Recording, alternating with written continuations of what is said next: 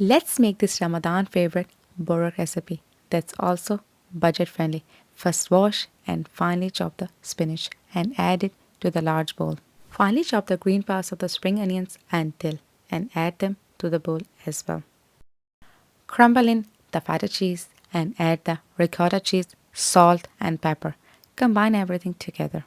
In another bowl, mix the eggs, milk, melted butter, and olive oil together. Set the mixture aside. Grease the pan and unwrap the filo pastry and lay a single sheet. Brush the prepared liquid mixture on the pastry and then place another sheet on top. Spoon the prepared filling and seal with the pastry in a log shape. Then twist into a circle like a spiral. Place the spiral on a baking sheet and repeat the process. Brush with liquid mixture and some sesame seeds. Bake in preheated oven at 200 Celsius for 20-25 minutes. Take out and serve hot. Enhance your iftar dining with this Turkish delight.